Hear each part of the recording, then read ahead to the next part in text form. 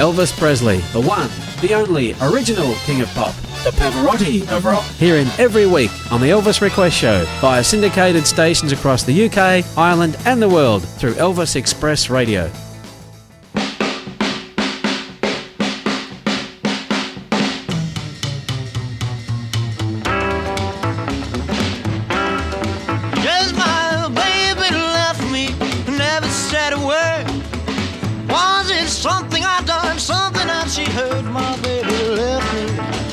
My baby left me.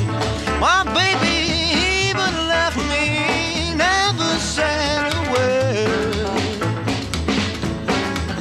Lord, I stand at my window, wring my hands and cry.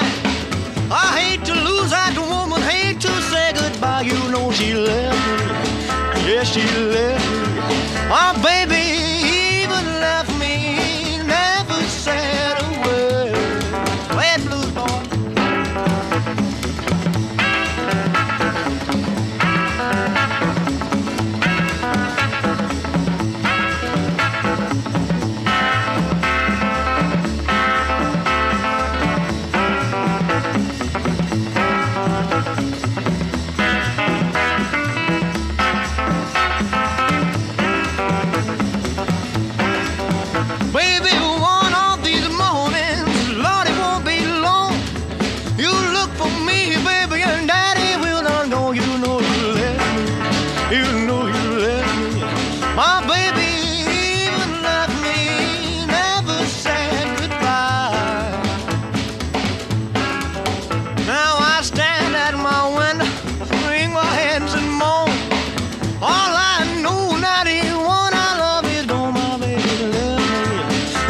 She left me, my baby even left me, never said a word.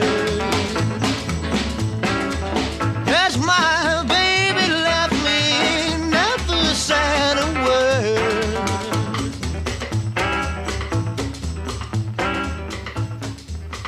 Oh, yeah. My baby may have left me, my voice just hasn't quite, and we haven't either. This is our special fourth part of this week's Elvis Request Show, and we're concluding Joe's interview with Shirley Dew. And you may have noticed last week that Joe, for some crazy unknown reason, Joe's voice seems to drop out compared to Shirley's recording. So Joe's going to be working, trying to figure out what the problem is there, and to try and make sure it doesn't happen in the future. But we're sure it doesn't detract from your enjoyment because, well, none of you's complained so far. Yeah, I mean, you can still hear it. It's just, it's not as loud. That's it. So, I'll tell you what, I think we'll play our next request.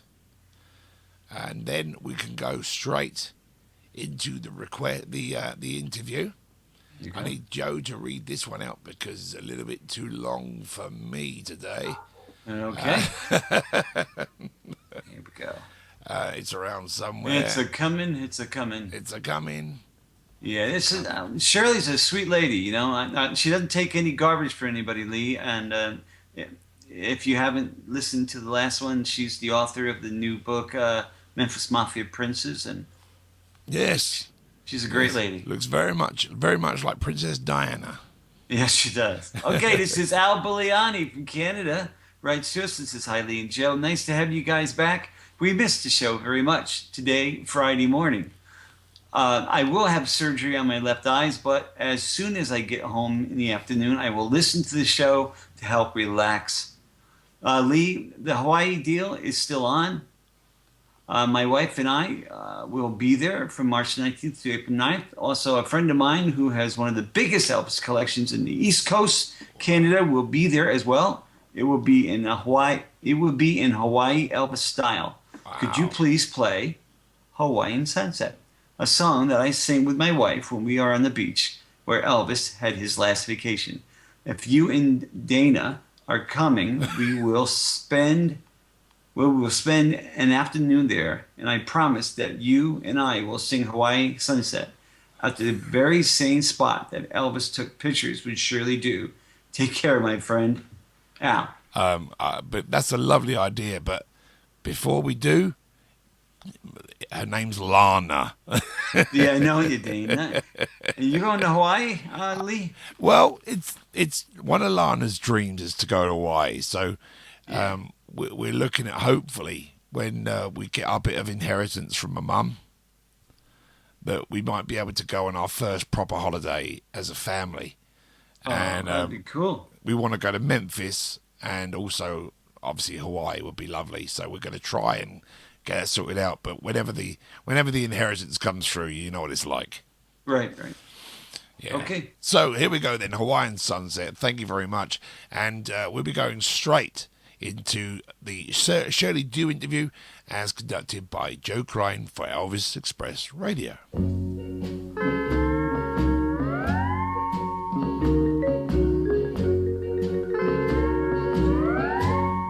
Hawaiian sunset peeping from the sea, smiles and says aloha to his sweetheart Hawaii. The drowsy islands slumber one by one,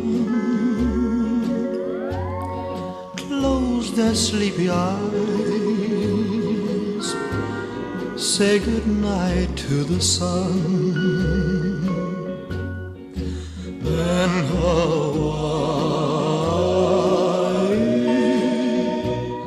like millions of times before, blossoms in her lover's arms once more.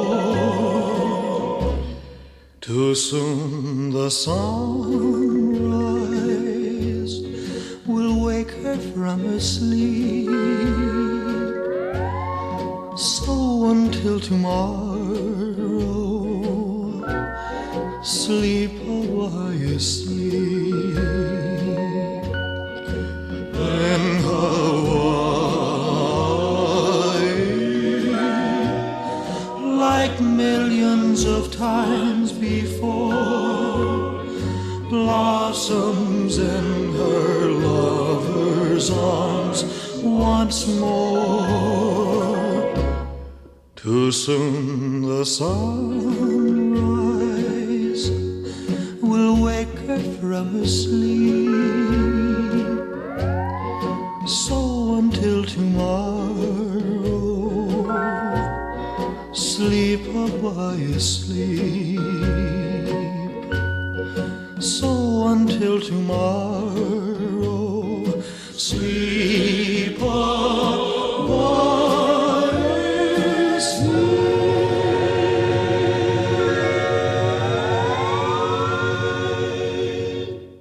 This is the Elvis Request Show on Elvis Express Radio. Okay, we're back with Shirley Do. Shirley, can you tell me?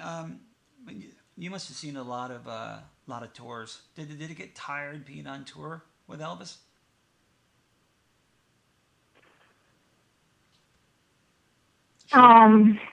Did we ever? I never got tired of being with Elvis, Okay. but it was a lot of work. I mean, you get tired going from one hotel to the next. It was always fun. I mean, we really did have fun, but you get tired. Anytime you get a little jet lagged, you're flying every day for 2 weeks at a time. You do get a little jet lagged, but it was fun. I mean, Felton Jarvis probably kept us laughing the most, and then Lamar Fike. But we did. We had a great time. We really did. Did you go to the after show parties? I mean, the after tour parties? Okay. Oh, yes, there were so many after-show parties. No, there were no after-show parties. If there were after-show parties, I guess maybe the band had them, but the Elvis Entourage, no, we didn't have parties. On tour, we went straight to bed, or we played backgammon or talked a little bit, had dinner, but we didn't have parties. Okay. I mean, I'd like to say we had these wonderful wild parties, and wasn't it a lot of fun, but no, it didn't happen. Sorry. everybody could see that Elvis was having problems with prescription meds. I mean, did you ever try to talk to him about it yourself? Oh, I was way too young. I never would have tried to talk to him about it. No, I never. Did Joe?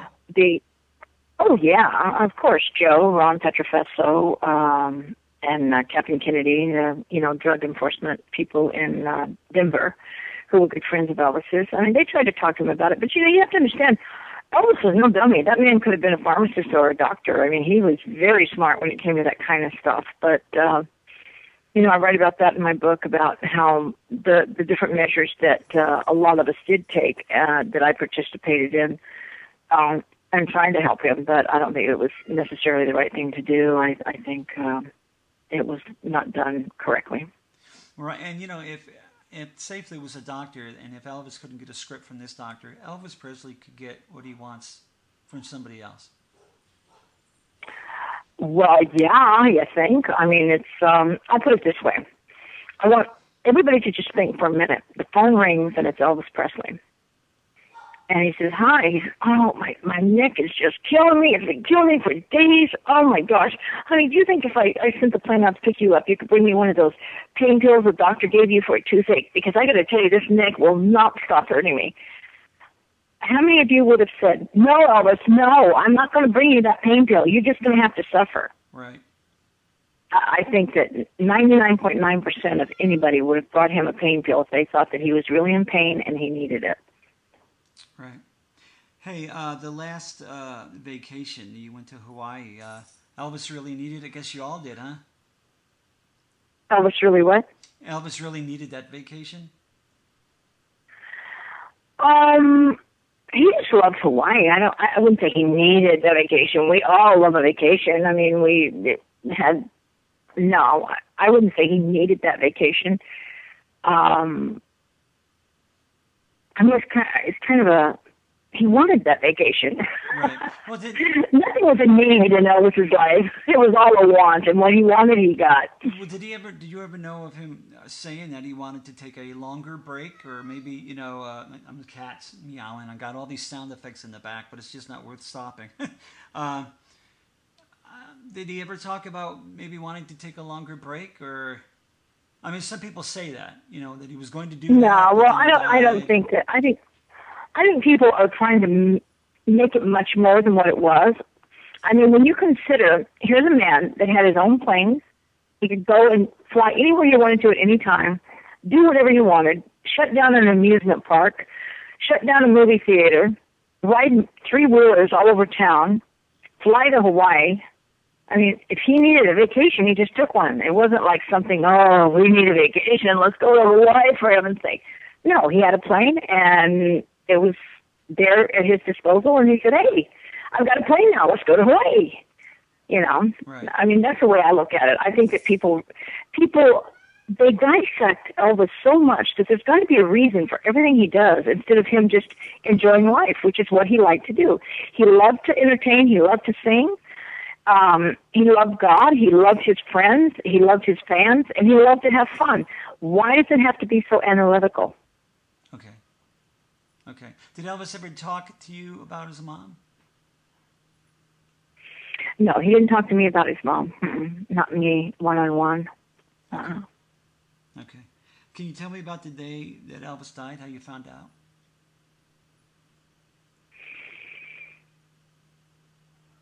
Well, Joe told me, of course. I was supposed to fly out there with Joe on the 15th.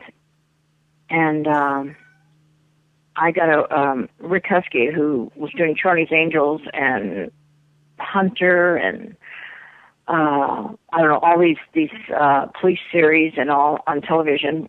He was doing a film, and he heard that I wanted to get into acting, which really I wanted to just do commercials, which I did. I did a lot of TV commercials. And he called me up and said, I have a wardrobe call. I'm going to put you in this movie, and you need to be there on the 16th. And I'm like, oh, no, what am I going to do, Joe? And he goes, just go to your wardrobe call and fly in on the 16th. So I did, and which is good, because I think I would have really lost it had I flown in on the 15th and all that happened. Right. I probably would have really got upset and Yeah. So as it was, I ended up by flying back there with Priscilla and her family and Joe's ex-wife Joni, who was a dear friend of Joe and mine as well. And we flew back there, and it was a really solemn day. I mean, we were Right. like we were all in shock. Did you have a chance to sit and say your own personal goodbyes to him? I'm sorry? Did you What have did a you say? chance to say goodbye? To Elvis?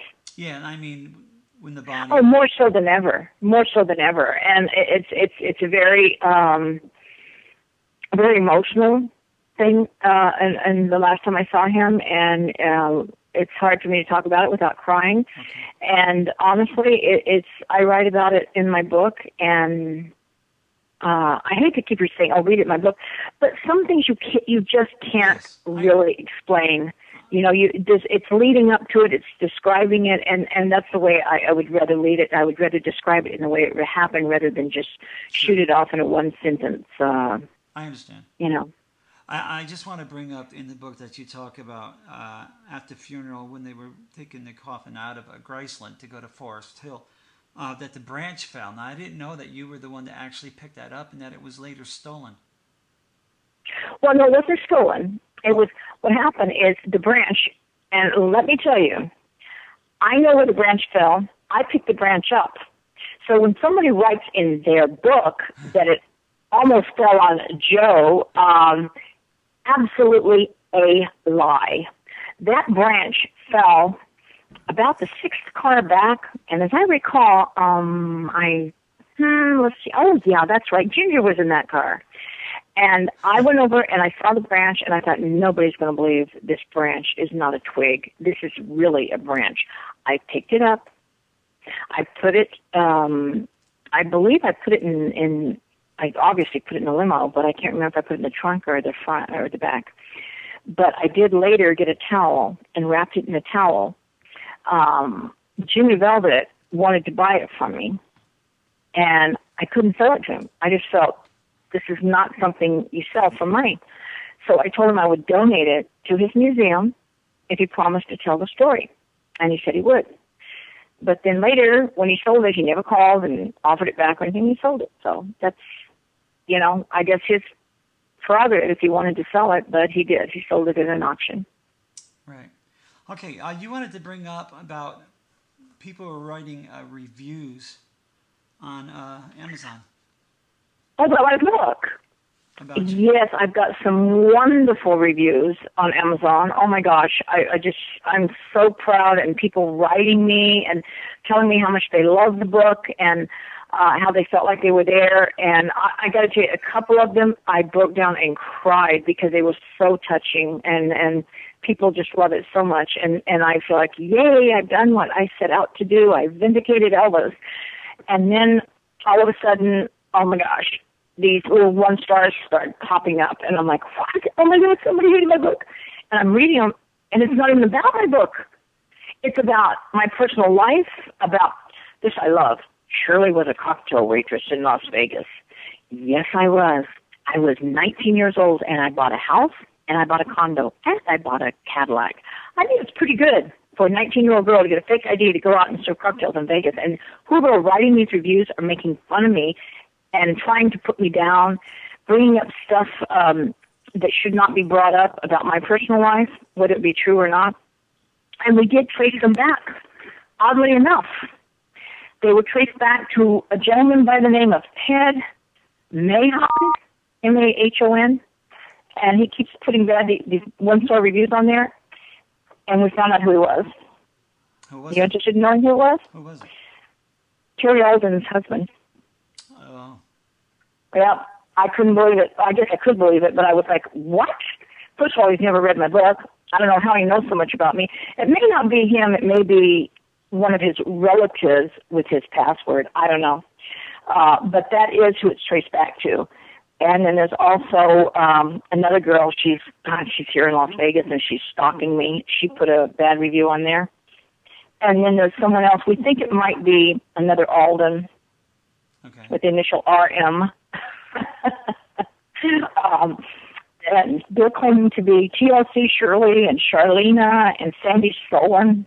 Is it all Anyway, because they thought that you wrote terrible things about Ginger in your book? Because I didn't think it was. I didn't write terrible things about Ginger in my book. It's because they think I wrote terrible things about Ginger in my book.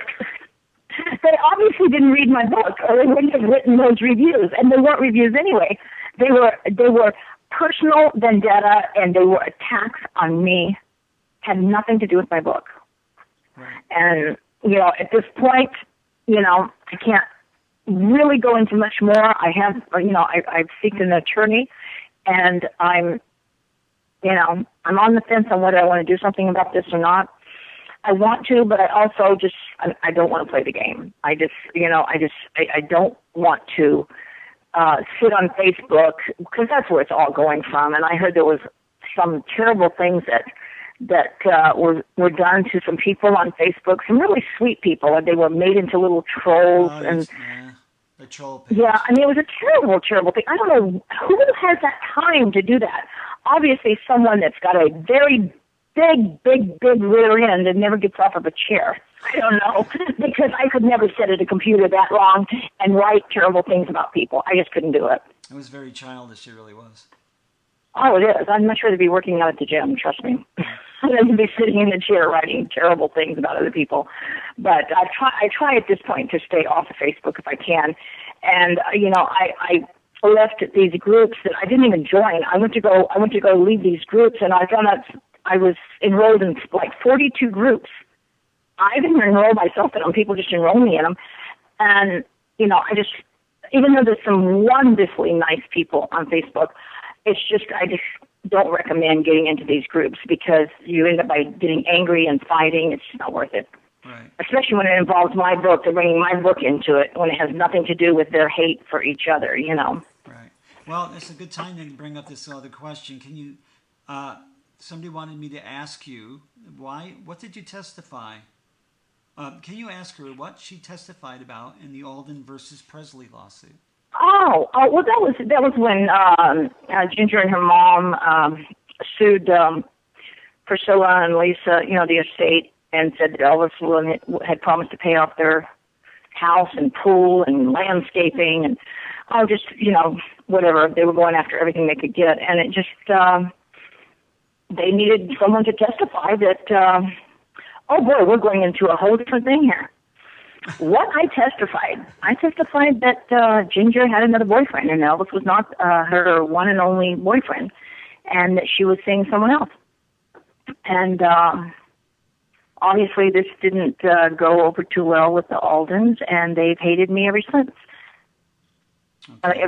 But it is what it is. I mean, I went into the courtroom. The attorneys asked me the questions. I answered the questions 100% honestly.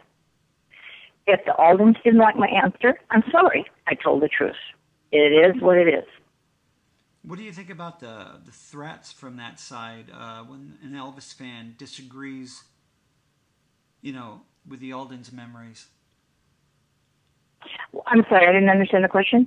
What do you think about the way Rosemary Alden treats Elvis fans who don't agree or believe Ginger Alden's memories?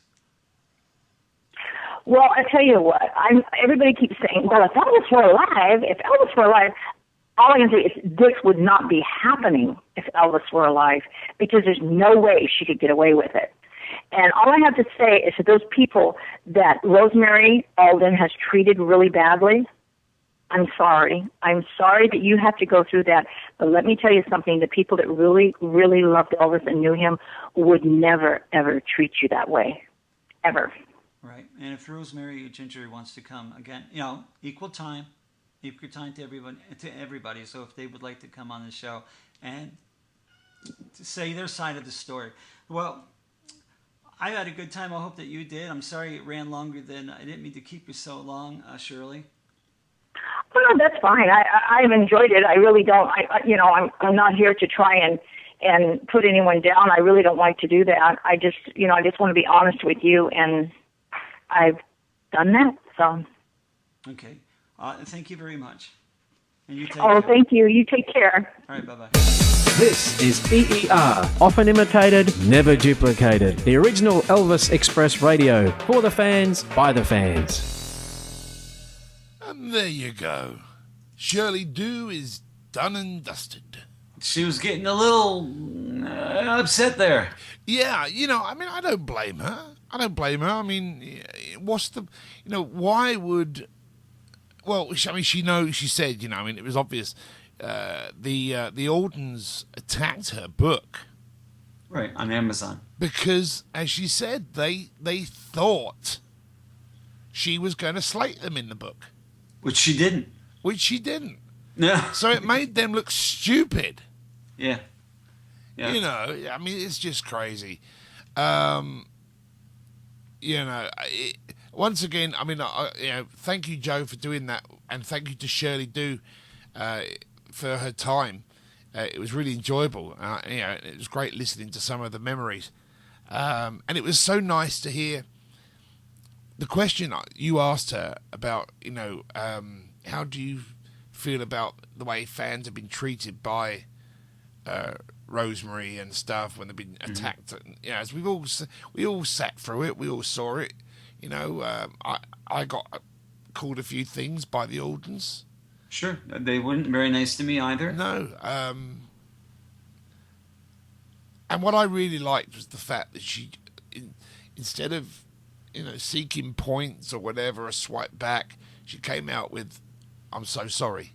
Right. She apologized for them. Exactly. That's incredible. Crazy. I did do something. I did make a mistake. I didn't.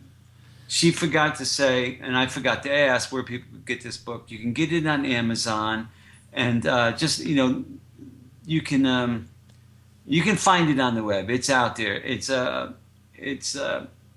gosh, I forget the name now. Memphis Princes. Memphis Mafia Princes. Memphis Mafia Princes. It's out there. It's a good book. You'll enjoy it. It's an easy read.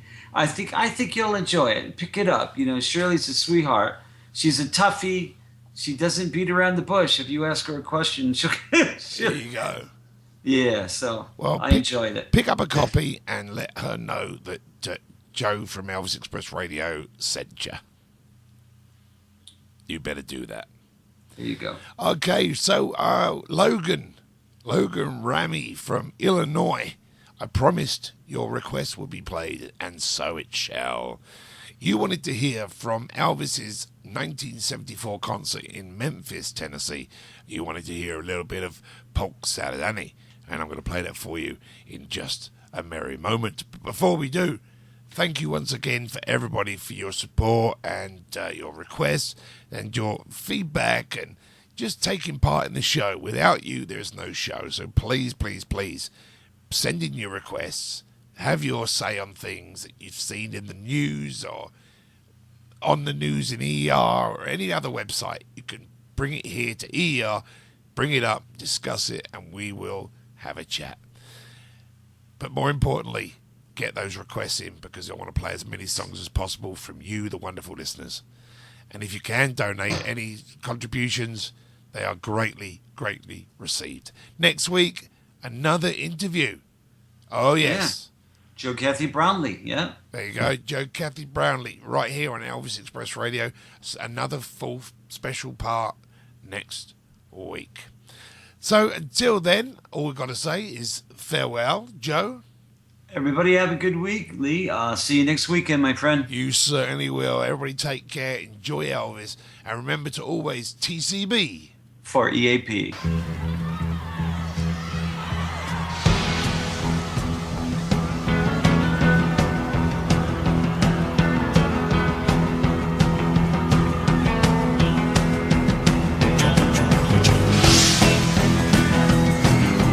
Down in Louisiana, where the alligators grow so mean, there lives a girl that I swear to the world made the alligators look tame.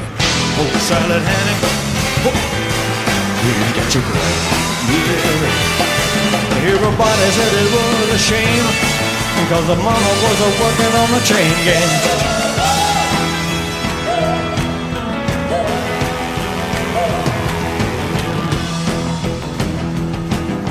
Every day before summertime, go down by the truck patch, pick her a mess of poke salad on, and carry it home in the toes. Daddy, you got your yeah. Everybody said it was a shame, cause her mama was working on the chain gang.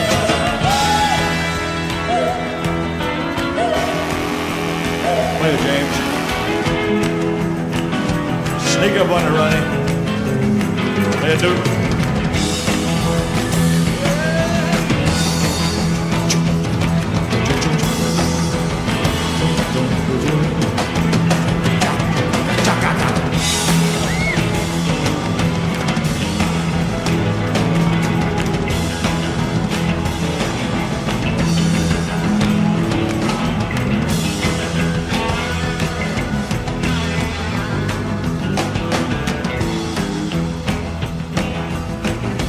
Daddy was lazy and no count.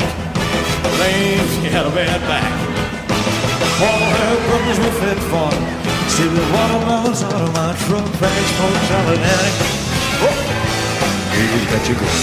Yeah. Everybody said it was a shame, y'all, cause the mama was working on the chain gang.